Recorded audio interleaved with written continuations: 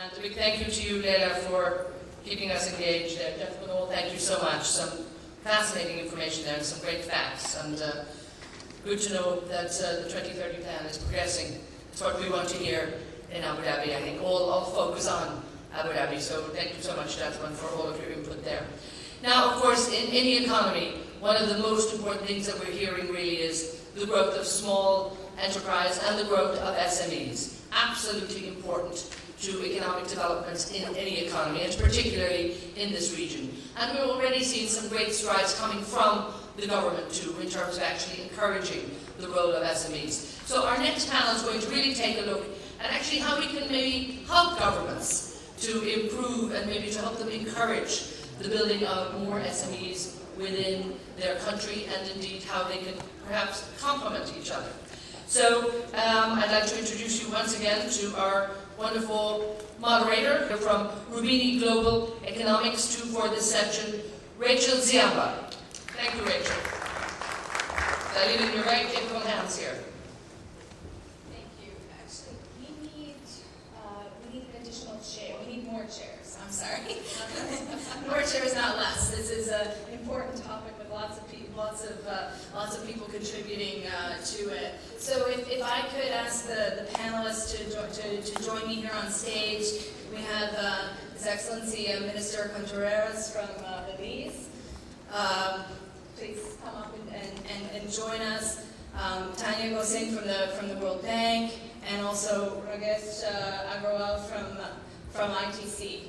So if you could all join me up here. I'm also pleased to say that we have, I'm going to sit down, and maybe I'll wait till all the panelists get mic'd up. Now what we're going to do is enliven this a little bit with some audiovisual presentations, both some presentations, but also the minister has told me that he's going to show us some exciting visions of Belize to illustrate his remarks. So, sure. We have until 12:30. Okay. Plenty of time, and anyone who wants to get involved in this discussion, please, I'd urge you to do so early, because I hate to have to cut you off as we're closing the time. So please, there is plenty of time, and we're very, very happy to have you involved in the conversation. So please make sure you give us a signal early on, and we'll make sure we get your question in, because we've got some great case studies, I would think, and some wonderful people here for this discussion. Definitely, and we also want to not only have your questions, but hear from you if you have examples in your countries, in your industries, of cases where government and private sector was working well hand in hand. Any insights you have about what reforms give most bang for the buck, please signal to me, signal to Edna. We are ready for comments. Now, with that, I think Tanya, if I could ask Tanya to give some of her remarks to set the stage. And Tanya is going to be presenting some results from some ongoing work at the World Bank. Good morning, everyone. As Rachel mentioned, my name is Tanya Gosing. I'm with the World Bank in Washington, D.C. with the Investment Bank Advisory Services Department, and we provide advisory services to governments across the world. You're going to also excuse me because I have a cold. I might be coughing a lot.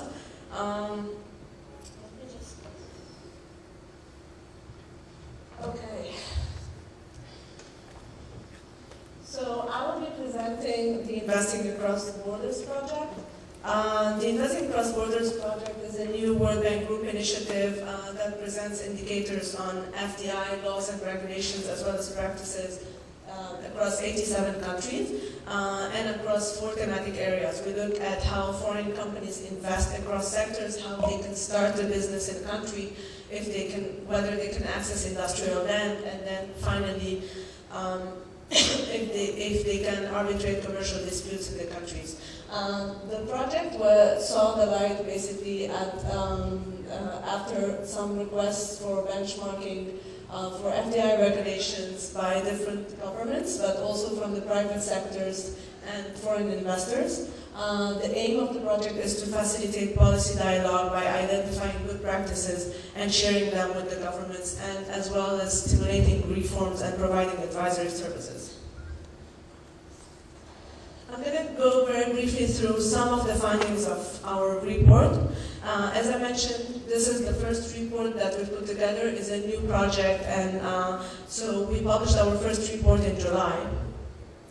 The first topic that we cover is the investing across sectors, and this topic looks at statutory ownership restrictions on FDI across 33 sectors. These sectors include services, manufacturing, as well as primary services. And actually, these indicators build on past work that has been done by UNCTAD. The overarching finding here is that almost 90% of the 87 countries covered limit foreign companies' abilities to participate in at least one sector of their economy. So here we would look at the sector groups. We have grouped all 33 sectors into 11 sectors, and we see that most restricted sectors are the services sectors. The most restricted one is media, followed by transportation, electricity, and telecommunications. We look at countries like, for example, Ethiopia, the Philippines, or Sudan, that are some of the few countries that have completely closed the media sector to FDI. Looking at it from a regional perspective, we see that the East Asia and the Pacific region is the most restricted region, while Eastern Europe and Central Asia is the most open. For example, if we look at Georgia in Eastern Asia, we see that the country has opened up all 33 sectors to foreign investors. The second topic that we cover is the starting of foreign business, and this topic looks at the process of establishing a wholly foreign-owned subsidiary in the country.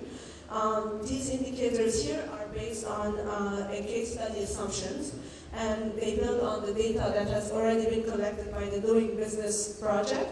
The Doing Business, for those of you who are not familiar with it, it's another World Bank Group initiative that looks at the process of doing business in 184 countries and across 10 areas. Looking at the findings here from a regional perspective, we see that the procedures required of foreign companies more than double the time needed to establish a subsidiary. So, for example, in the Middle East and North Africa, it takes 9 days to start a domestic company, whereas a foreign company needs to account for more than 18 days. So how much do these startup times vary between countries? We can see that there is a big gap between the 87 countries that are covered. Here you are looking at the list of the fastest and slowest economies covered. You would see, for example, that it takes 4 days in Rwanda or 4 days in Georgia to start a wholly foreign-owned subsidiary, while it can take more than half a year to establish the same subsidiary in Haiti, for example, or in Angola. The indicators here go beyond analyzing the law, and they examine the typical experience of foreign investors as they go through the administrative processes in these countries. In the fastest countries, we have seen from the data gathered that the process is streamlined, the process is transparent, and it's very often done through a one-stop shop. So foreign investors know what to expect when they're going into the country. The third topic that we cover is accessing industrial land. So this topic quantifies several aspects of land administration regimes that are relevant to foreign companies. We look at whether, for example, foreign companies can have the option to purchase or lease private as well as public lands. If they can do so, what are their rights?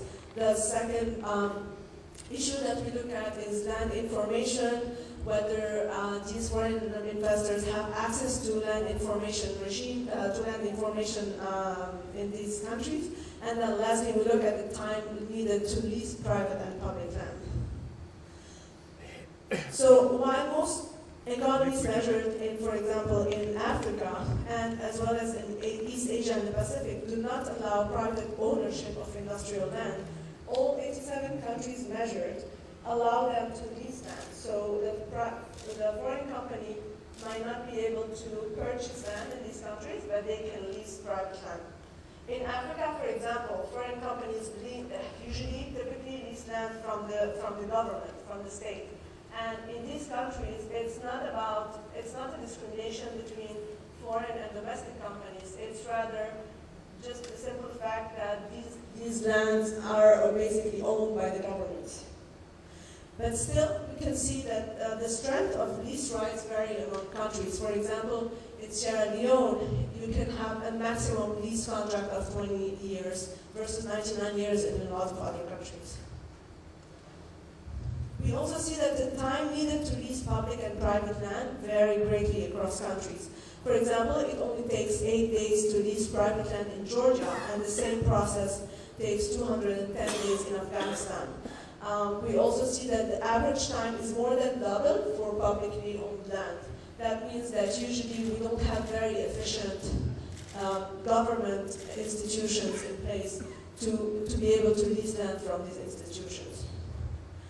Lastly, our fourth topic is the arbitrating commercial disputes. So these indicators benchmark various aspects of domestic and international arbitration regimes. They look at the legal framework for alternative dispute resolutions. We know that foreign investors need reassurance that the host country they're investing in has a strong judicial system, it has effective courts, as well as stable and transparent laws. And oftentimes, these investors usually have recourse to commercial arbitration in order to settle any potential disputes.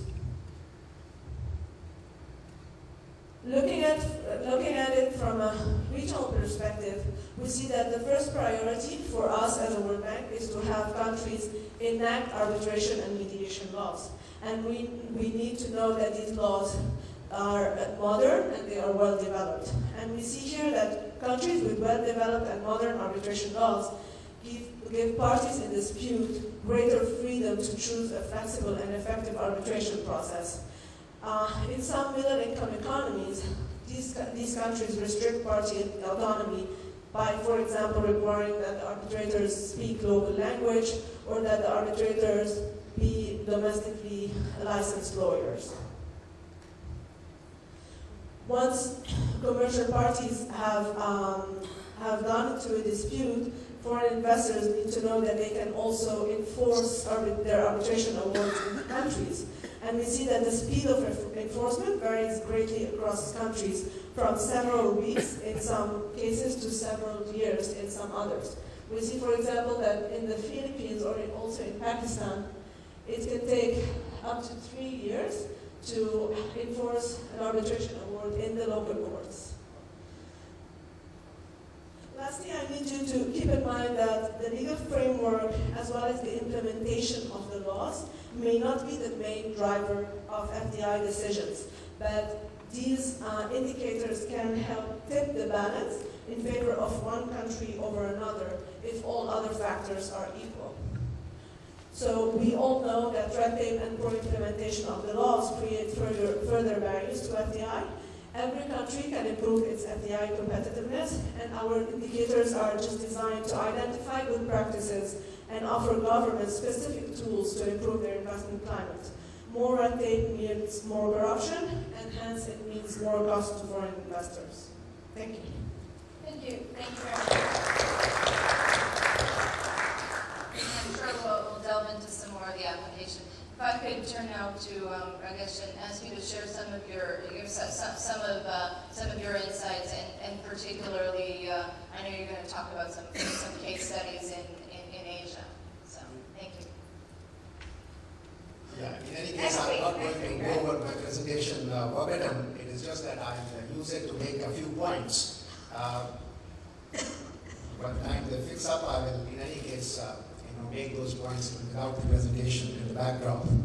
See, the International Trade Center in Geneva that I represent here, it's a joint United Nations WTO Technical Assistance Agency, which assists the least developed and the developing countries in enhancing their exports. And therefore, what I'm going to talk about is the role of foreign direct investment in the export strategies of developing countries. Now, how does foreign direct investment help in exports? First of all, if you allow foreign direct investment in infrastructure services like telecommunications, electricity, transport, finance, etc., and make them competitive So you are providing competitive access to these infrastructure services, and therefore it naturally helps in business competitiveness in general, and obviously then the export competitiveness. There are numerous examples of how the telecommunication reforms have actually helped. I can just give you a fleeting example from, say, India. In the last 20 years, I'm an Indian, so I can speak with personal experience also. It used to take years, to get a fixed line telephone connection, and now you just express a wish, and 5 operators will run after you. I know it is as a result of the liberalization, as a result of foreign direct investment. As a result, even the telecommunication costs, from, say, international cost of one telephone connection was $1 per minute. It has come down to 7 cents or so. So that gives, a lot of competitiveness, especially when you are talking about the business process outsourcing, etc. It helps a lot. I'm going to give you the second part of the relationship of the foreign direct investment with exports, which is the access to the global supply chains. That's the most important thing, and I'll give you 2 examples in that phenomenon. Now, as you know, production fragmentation is an essential part of manufacturing. Trade in components and parts is increasing more rapidly than trade in finished goods. This has given opportunities to developing countries to participate in the global supply chains. Now, cross-border trade in services has given a further fillip to this phenomenon and enabled countries to enter into the global supply chains. Foreign direct investment plays a great role if you want to be part of these global supply chains, because the production processes are still controlled by the multinational enterprises. And I would say the key to success in this is the simultaneous liberalization of trade and investment policies, not sequencing, or not one or the other, but simultaneous liberalization of trade and investment policies. Is that what determines success of countries if they want to pursue this strategy? Now, I'll give you 2 examples, I said, of this. Let's look at the Philippines business process outsourcing sector. Now, Philippines is quite a successful player in the business process outsourcing. If you look at the sector in the Philippines, it's 93% equity participation is by the foreign players. So it's only 7% domestic investment and 93% foreign equity in this sector. And the exports of business process outsourcing rose in Philippines from 1.5% of the GDP in 2001 to 3.5% of the GDP in 2008. In actual revenue terms, the exports have increased from around $1.8 billion in 2004 to around $7 billion in 2009, over a period of 5 years or so. Now, if you look at Thailand automotive industry, another success story, it's almost completely in the hands of multinational companies. Now, Thailand has become an important base for automobile manufacturing. 60% of what is produced in Thailand is exported in the automotive sector. The production has increased tremendously from 900,000 units in 1998 to around 1.6 million units in 2008, over a period of 10 years. And much of this increase in production is for exports. And at present, 60% of what is produced in terms of the automobile units in Thailand is exported. Now, what are the factors for success of this strategy?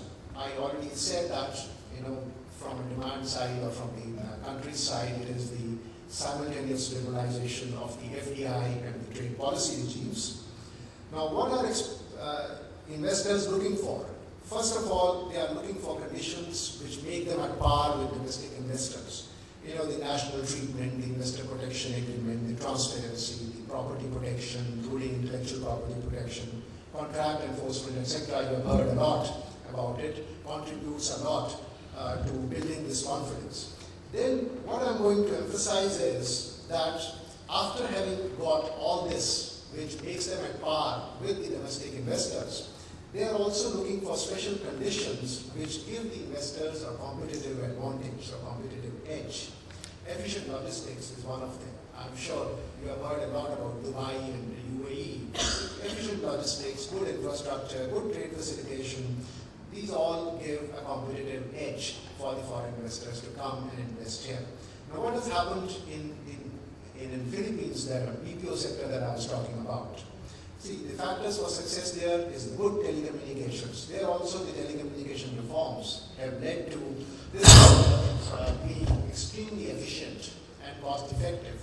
There's an availability of skilled manpower. We all know that Philippines has a lot of skilled English-speaking manpower, which is there to provide a competitive edge to the investors. The labor costs in relation to the skills is low.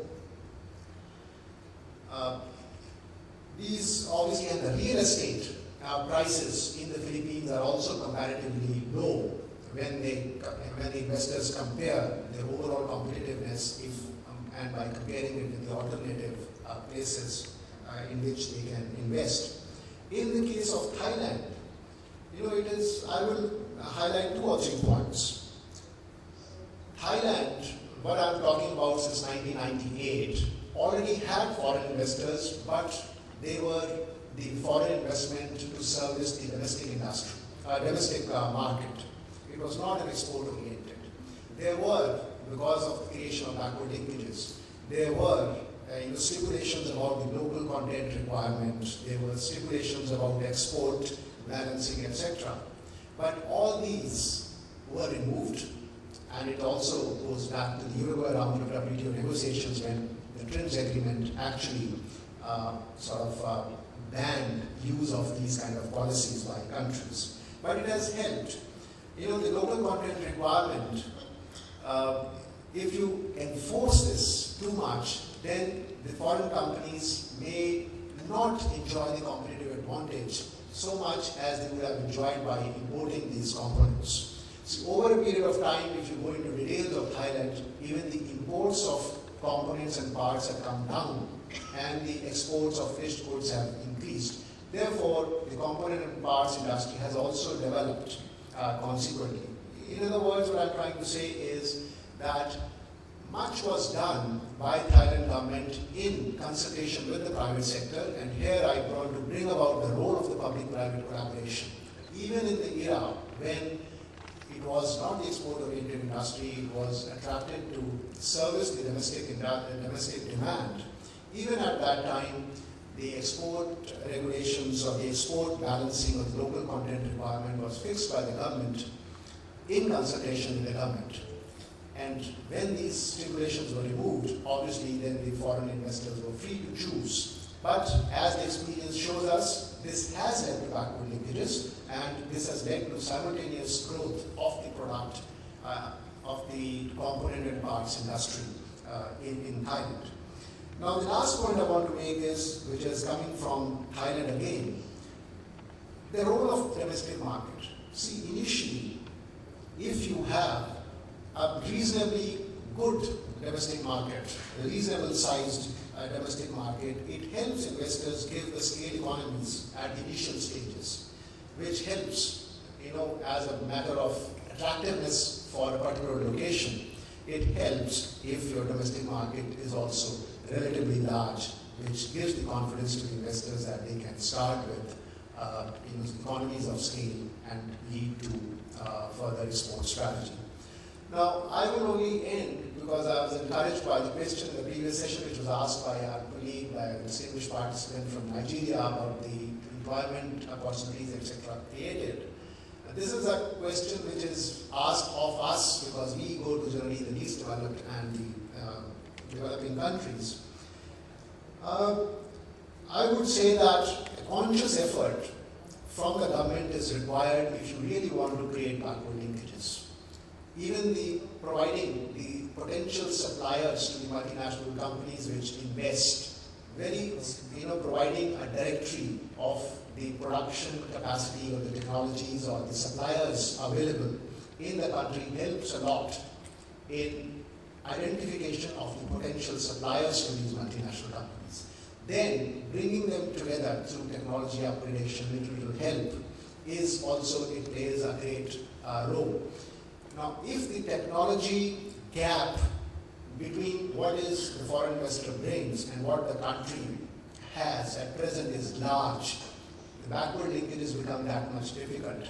But if the gap between the two is not very large, then obviously the technological upgradation is much more easier. And there are successful examples which have worked.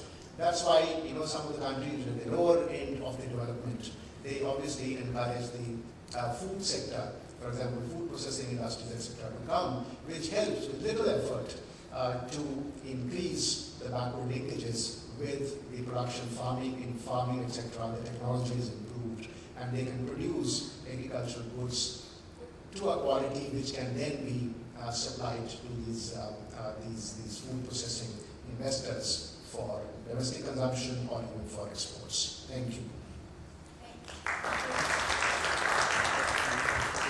you for weaving together so well these mix of FDI, trade, employment, and overall economic growth and development.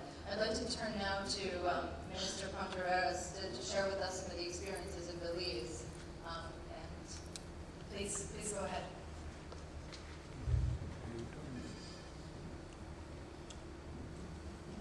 Good morning, ladies and gentlemen.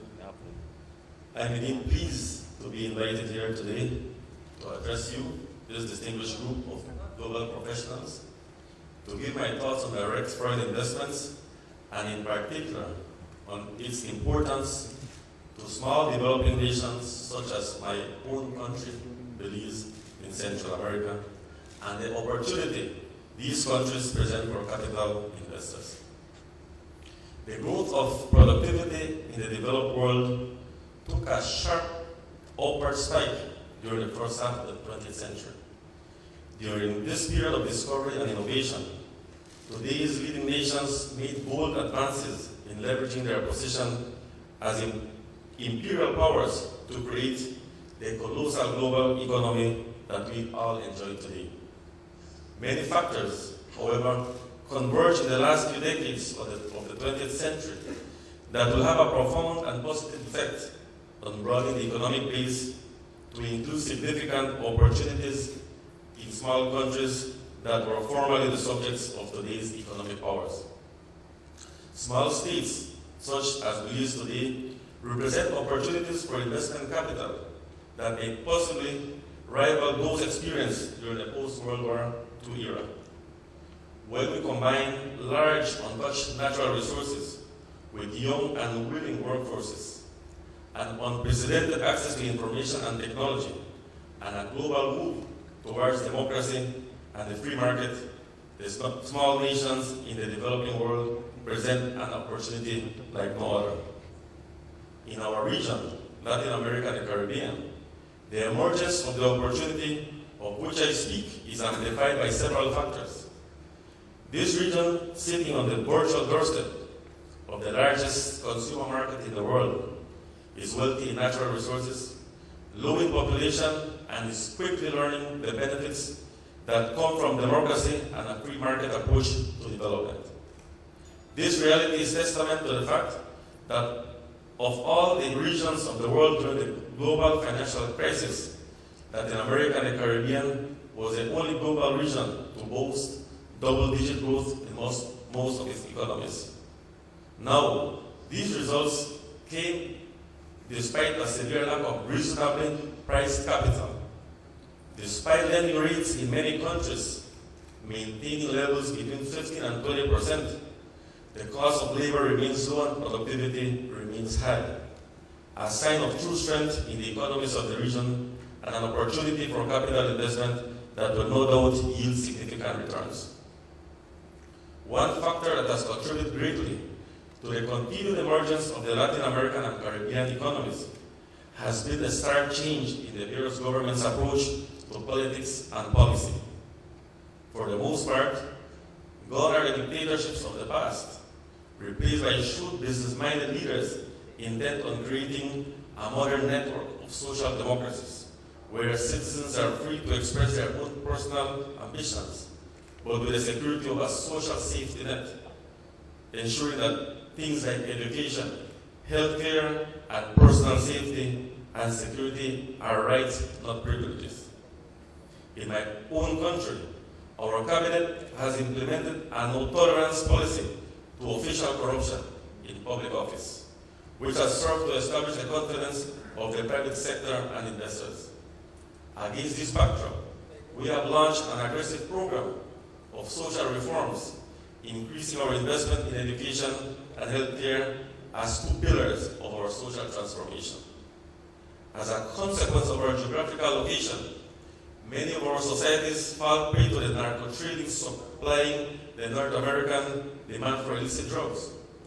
This unfortunate reality means that another pillar for national growth has to be the security and safety for our citizens, our visitors, and our investors.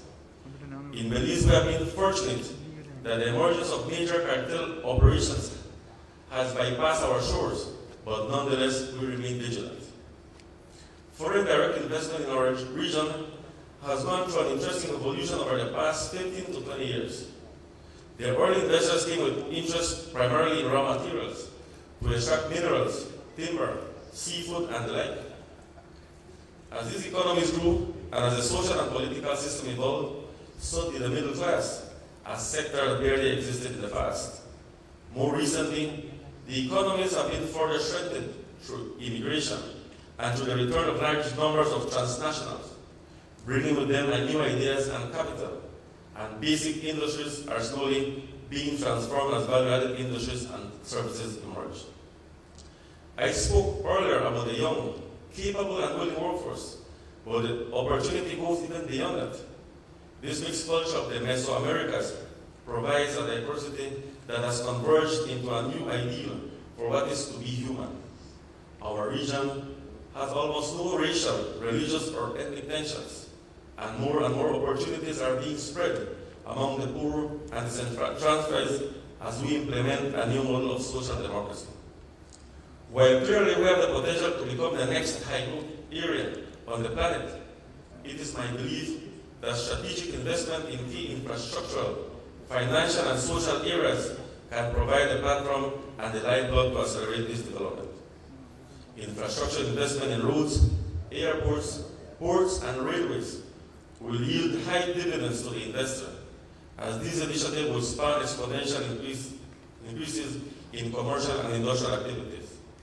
In the agricultural sector, much of our agriculture is conducted in traditional methods, sufficient to feed our local and regional population. But investment in larger mechanized farms and agricultural facilities in our vast unused land resources can yield huge dividends as the world demand for food grows